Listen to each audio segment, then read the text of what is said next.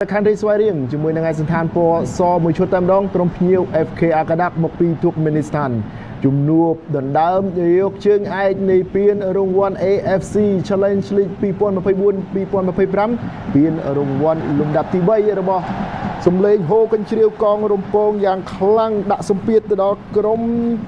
ភ្ញៀវ FK អាកាដាកពីសំណាក់អ្នកគាំពហុក្លឹបឋានជាតិមរតកតេជោទង្វាក់នៃការបញ្ជូនត្រង់នេះដណ្ដើមយកបាល់ដាក់ដងខ្លួនរាំងដួលប៊ុនផាចាន់ប៊ុនកង Christian ប៉ះជើងកីឡាករខ្សែការពារ Anna Guliev ចេញក្រៅបាល់គប់លឿនប្រខានរីស្វ័យរៀងញៀនសុកស៊ីដានទម្លាក់បន្តិចឲ្យ Christian មួយទល់នឹងមួយប្រើបច្ចេកទេស Christian ទាញត្រឡប់មកវិញ Christian ទាញចូលជើងស្ដាំ Christian មានឱកាសកាត់ចូលទៅក្នុងប៉ះខ្សែការពារមិនទៅណាឆ្ងាយបញ្ជូនជើងឆ្វេងឡើងទៅលើ Takashi Odawara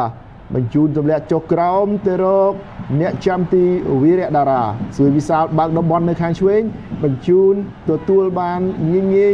សម្រាប់ចិត្តឲ្យមកដៃគូការពារកណ្ដាល Takashi Odawara បញ្ជូនរីខ្លាំងបន្តិចត្រឡប់ទៅវិសាលវិញមករួមក្រុមកំពុងតែរៀបចំទីតាំងឈរបានយ៉ាងល្អកាប់ចេញក្រៅទេ Brandinho ទៅមុខទៀត Brandinho មានឱកាសបញ្ជូនមកហើយមួយជើងឆ្វេងចេញពីក្រៅប្រអប់ចេញពីក្នុងប្រអប់មុខខាងក្រៅវិញវាបកដោយក្រុមកីឡាករប្រយុទ្ធរបស់អាខាដាកតែទៅមិនរួចជាមួយនឹងសារ៉េតគ្រីយ៉ាវីរ៉ាដារ៉ាបន្តទៅដល់ជើងរបស់វិសាលទម្លាក់ខ្លួនមកទទួលបាល់ត្រង់នេះ Gabi បញ្ជូនចូលក្នុងវិញសិនបែរមុខមករក Odawara បញ្ជូនបន្តមកដល់ជើងរបស់ស៊ី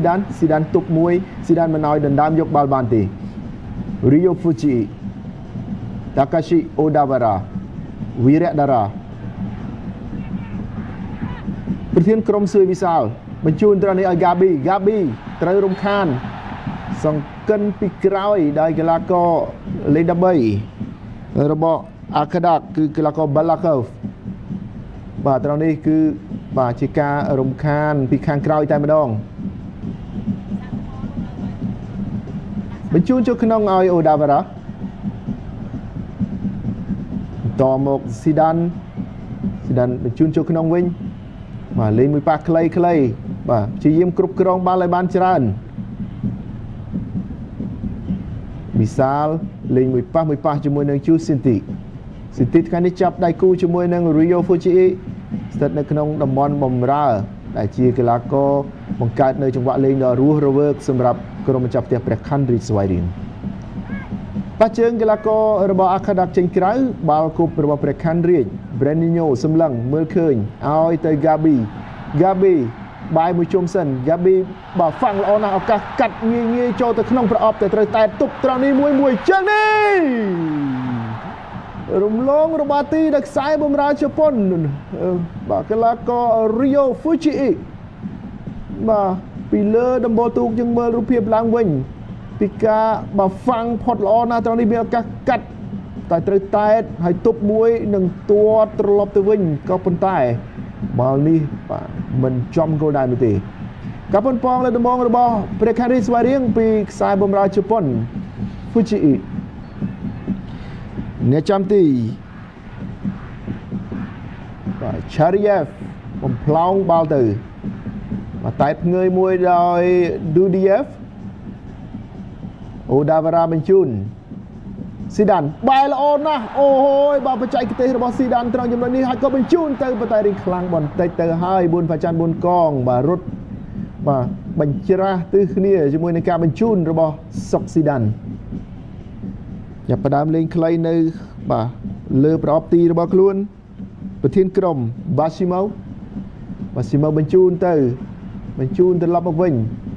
អញ្ញាកណ្ដាលសម្រាប់ផ្ដាល់បាល់គប់នេះឲ្យទៅ Akadak Basimo បាទគប់ទៅត្រូវ Odawara តែតបាទចេញក្រៅបានបាល់គប់ជាថ្មីសម្រាប់ FK Akadak បាទនេះគឺជាប្រធានក្រុមរបស់ពួកគេកីឡាករ Basimo Abdi ខ្សែការពារក្រុមការងាររបស់ព្រះខ័នរាជក៏ទាមទារថាបាល់នេះគឺខុសពីទីតាំងចេញឆ្ងាយឥឡូវលោតតែផ្ងើយមួយវីរៈតារាត្រង់នេះងាយចូលក្នុងបាទប្រអប់ដៃ ទាំងទ្វេហើយក៏បញ្ជូនខ្លីៗចិត្តខ្លួនស៊ុយវិសាលមិនទុកយូរទេបញ្ជូនឲ្យបាទឈ្មោះនៅលើអាវរបស់គាត់គឺ Brandinho Odavara Kriya បញ្ជូនត្រឡប់ទៅវិញស៊ុយវិសាលទទួលហើយក៏សម្លឹងជំរឿនមួយណាដែលត្រូវបញ្ជូនលេខមួយប៉ះត្រង់នេះមិនបានល្អទេគ្រប់គ្រងបាល់ដោយកីឡាកររបស់អាខាដាតជាយាមបញ្ជូនកិច្ចពីខ្សែបំរើត្រង់នេះតាកាឈីបាទរត់ទៅបុកគ្នាតែម្ដងហើយបាល់កាត់ចេញពីស្លាបខាងស្ដាំដោយកីឡាករលេខ31 Gubanov ចូលក្នុងដៃរបស់វីរៈដារ៉ាមិនលេងបាល់បំផ្លោងទេ build up ពីវីរៈដារ៉ាមកខ្សែការពារគ្រីយ៉ាដំអកបន្តិចកំពុងរកមើលជម្រើសចលនារបស់ប៊ុនផាច័ន្ទការដាក់ដងខ្លួនភាពមានព្រៀបលើកាយសម្បទារបស់ក្រុមអាកាដាតដោយសារតែយើងបានដឹងហើយថាកម្ពស់ជាមធ្យមរបស់ពួកគេគឺ1.80 ម៉ែត្រឬក៏180 សង់ទីម៉ែត្របាទកីឡាករដែលទាបជាងគេមានកម្ពស់1.75 ម៉ែត្រអូបាទខ្ពស់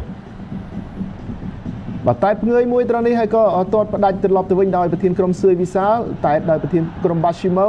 បាទពួកយកបាល់ត្រង់នេះបញ្ជូនបន្តដោយកីឡាករបាឡាខូវទៅស្លាបខាងស្ដាំចោះចូលមកក្នុងទៅបន្តមកដល់ជើងរបស់ខ្សែការពារកណ្ដាលសញ្ជាតិជប៉ុនអូដាវរ៉ាស៊ីនទីបើកតំបន់ទទួលបាល់បាយសម្លឹងទម្លាក់ទៅរកវិសាលសិនបាទលេងមិនប្រញាប់ប្រញាល់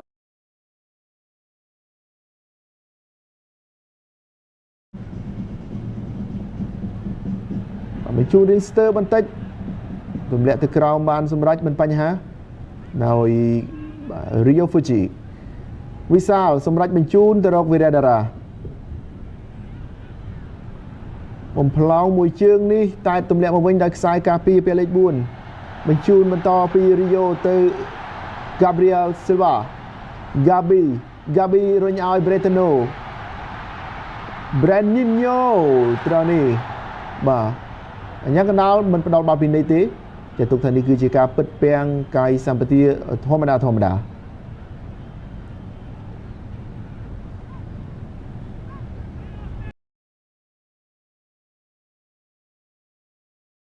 កាប់ប៉ះទង្គិចជាមួយនឹងកីឡាករលេខ12 Mamedov ត្រីថ្នាក់ដឹកនាំអ្នកមុខអ្នកការបាទនៅក្នុងកីឡា